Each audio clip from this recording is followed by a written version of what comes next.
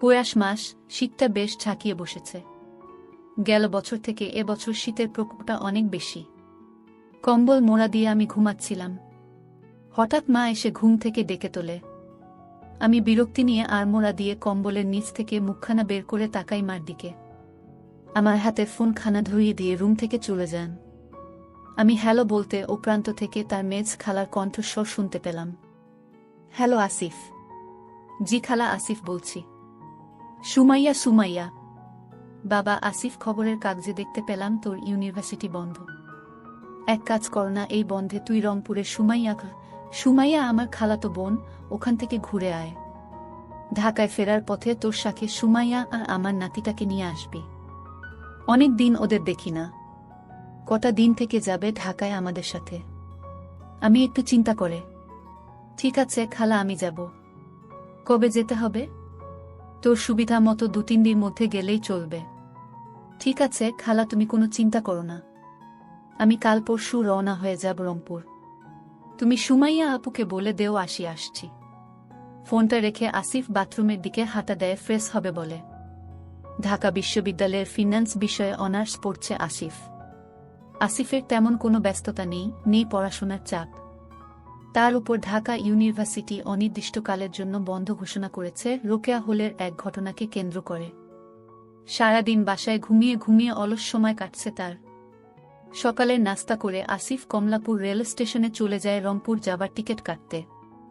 আসিফদের কাজিনদের মধ্যে সুমাইয়া বেশ সুন্দরী। বিয়ের আগে সুমাইয়ার অনেক ভালো ভালো বিয়ের প্রপোজাল আসত।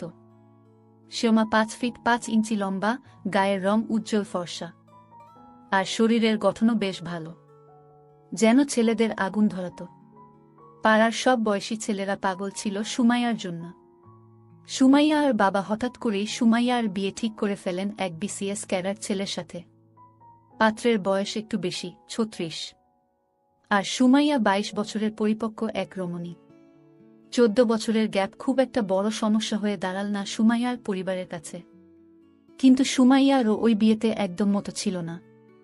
ভাগ্য নাকি নিয়তি, সুমাইয়ার বিয়ে হয়ে যায় সেই বিসিএস ক্যাডার ছেলের সাথে। সুমাইয়ার হাজব্যান্ড মুনির সাহেব খুব ভালো মানুষ। মুনির সাহেবে এখন রংপুর জেলার জেলা প্রশাসকের দায়িত্বে আছেন। বর্তমানে সে ট্রেনিং 8 মাসের জন্য দেশের বাইরে গেছেন। বিয়ের পরের বছর সুমাইয়ার কোল জুড়ে আসে ফুটফুটে একটি ছেলে সন্তান। দেখতে দেখতে ছেলেটা বড় হয়ে যায়। নাম রাখে শাবাব। শাবাব এখন ক্লাস 2তে পড়ে। শাবাবের এখন বার্ষিক পরীক্ষা চলছে, শেষ হবে কদিন পরে। তারপর দিন আসিফ তার লাগেজ গুছিয়ে রওনা হয় রংপুরের উদ্দেশ্যে। এসি কেবিন, শোবার জন্য স্লিপার আছে। বেশ আরামদায়ক জার্নি, তবে অনেক লম্বা সময়। দেখতে দেখতে 12 ঘন্টা চলে গেল। সকাল 11টার দিকে আসিফ রংপুর রেল জংশন স্টেশনে পৌঁছাল গেল। আসিফের জন্য সুমাইয়া রেল স্টেশনে গাড়ি পাঠিয়েছিল আসিফকে রিসিভ করতে। আসিফ আগে কখনো রংপুর আসেনি। নতুন শহর, তার উপর আবার প্রচণ্ড ঠান্ডা পড়েছে। নতুন পরিবেশ, নতুন শহর দেখতে দেখতে আসিফ জেলা প্রশাসকের বাংলোত চলে আসল। বাংলোটা বেশ অনেকখানি জায়গা নিয়ে করা হয়েছে। পুরো বাংলোটা প্রাচীর দিয়ে ঘেরা। বাংলোর সামনে সুন্দর সুন্দর বাহারি রকমের ফুলের বাগান করা হয়েছে।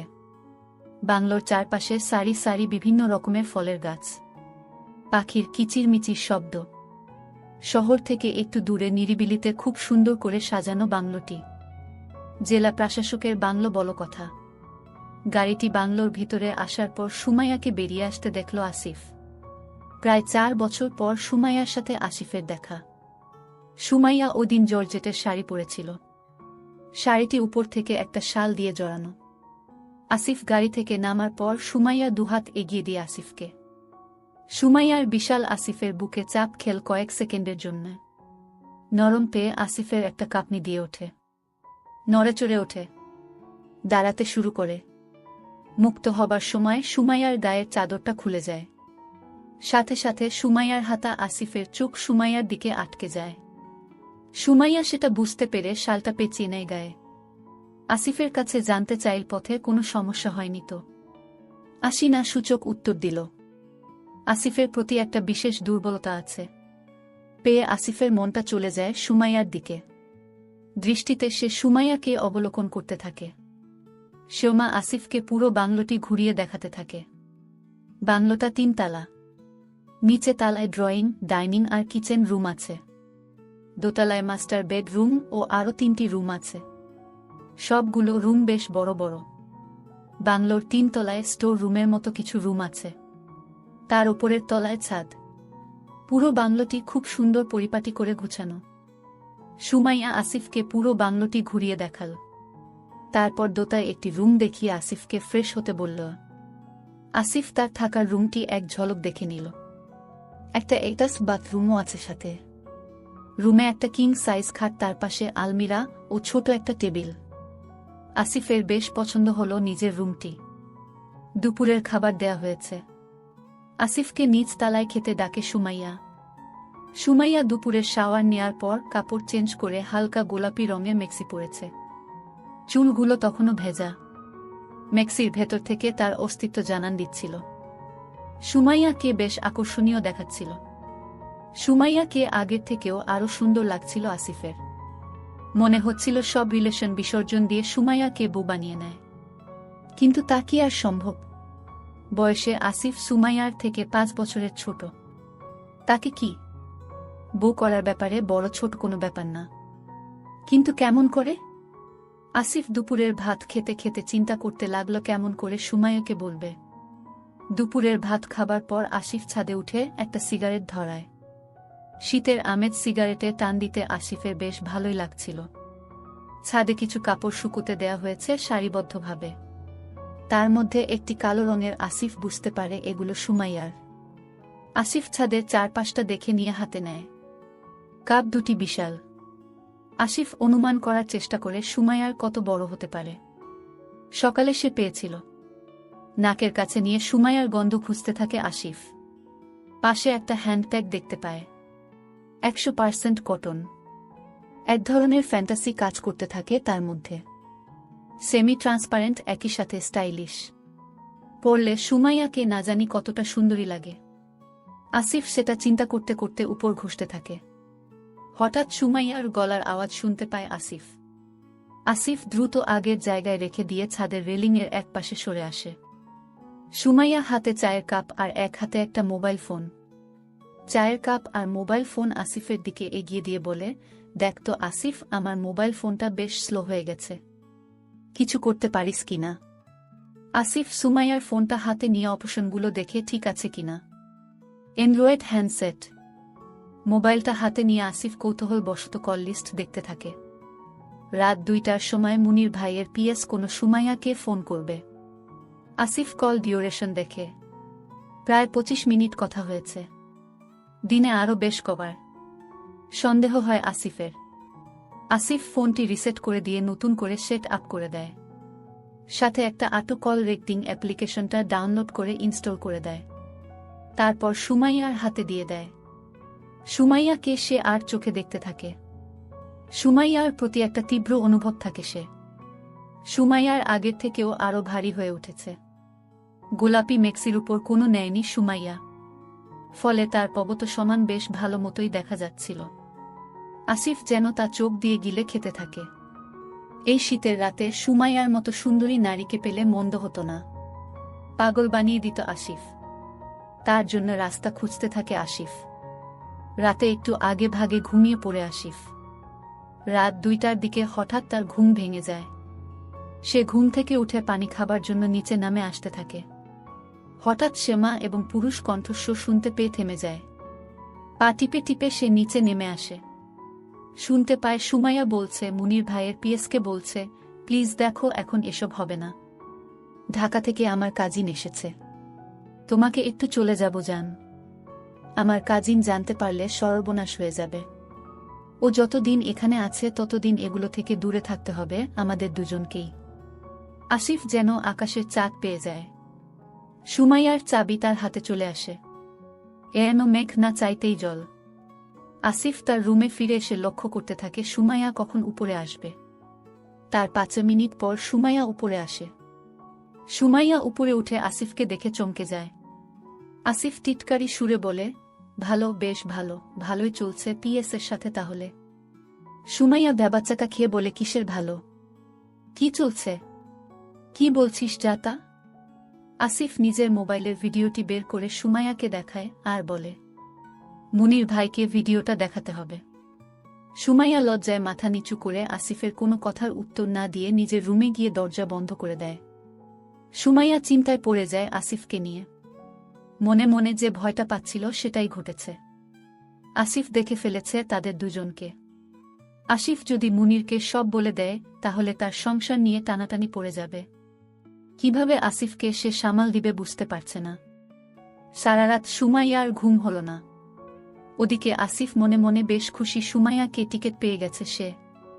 এখন শুধু সময়ের ব্যাপার মাত্র। সুমাইয়াকে সে ব্ল্যাকমেইল করবে। সুমাইয়াকে আত্মসমর্পণ করতেই হবে আসিফের কাছে। পরদিন সকালে ঘুম থেকে উঠার পর সুমাইয়া আসিফকে এড়িয়ে চলতে লাগল। আসিফ সুমাইয়াকে সুযোগ খুঁজতে থাকে। বাসায় একটি কাজের মেয়ে আসে সকালে। কাজ শেষ করে সে চলে যেতে যেতে বিকেল হয়। বিকেলে আবার শাবাব স্কুল থেকে চলে আসে। সুযোগের অপেক্ষা তাকে বেশিক্ষণ করতে হয় না। বেলা 12টার দিকে সুমাইয়া শাওয়ার নিয়ে ভেজা কাপড় হাতে নিয়ে ছাদের দিকে যেতে থাকে তা রোদে দেবার জন্য। আসিফ মনে মনে চিন্তা করে এই তো সুযোগ। আসিফ নিচতলায় নেমে দেখে নেয় কাজের মেয়েটা রান্নাঘরে রান্না করছে। আসিফ দেরি না করে ছাদের উদ্দেশ্যে রওনা হয়। সুমাইয়া কাপড় রোদে দিয়ে নিচে আসতে থাকে। অমনি ছাদের চিলে কোঠায় সুমাইয়াকে একা পেয়ে দেওয়ালের একপাশে ধরে আসিফ। সুমাইয়াকে কোনো সুযোগ না দিয়ে আসিফ সুমাইয়ার আরম্ভ করে। সুমাইয়া নিজেকে ছাড়িয়ে নেওয়ার চেষ্টা করে কিন্তু সফল হয় না। সুমাইয়া চিৎকার দিয়ে উঠে বলে, ভালো হচ্ছে না কিন্তু ছাড় আমাকে। যখন মুনির ভাইয়ের পিএস রবি সাহেব তোমাকে তখন খুব ভালো লাগে তাই না? আমি কিন্তু চিৎকার করব। চিৎকার কর না, আমিও সবিকে বলে দিব তোমার কুকর্ম। শুধু তোমার নিয়ে একটু খেলা করব রবি সাহেবের মতো, তারপর ছেড়ে দিব। আর কখনো তোমাকে ডিস্টার্ব করব না। শুধু এতটুকুই, আর কখনো আমাকে ডিস্টার্ব করবে না? না, করব না, প্রমিস। আসিফ সুমাইয়াকে দেওয়ালে ঠেস দিয়ে ধরে। আসিফ সুমাইয়ার খুব কাছে এসে সুমাইয়ারও চোখের ওপর চোখ রাখে। সুমাইয়া ও আসিফের আই কন্ট্রাক্ট হয়। সুমাইয়া আসিফের চোখে চোখ রাখতেই হায়ানার ক্ষুধার্ত চেহারার প্রতিচ্ছবি দেখতে পায়, যেন তাকে চোখ দিয়ে আসিফ। সুমাইয়ার অসহায় চোখ দুটির দিকে তাকিয়ে আসিফের একটু করুণা হল না। সুমাইয়া আসিফের চোখ থেকে নিজের দৃষ্টি সরিয়ে নেয়, মুখটা নিচু করে অন্যদিকে ঘুরিয়ে নেয়।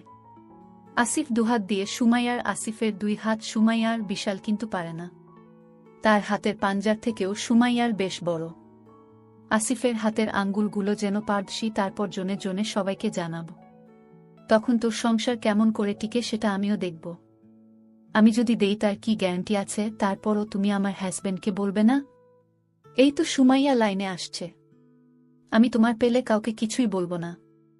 তবে তবে কি? শুধু তোমার হাজবেন্ডকে জানাবো। মানে?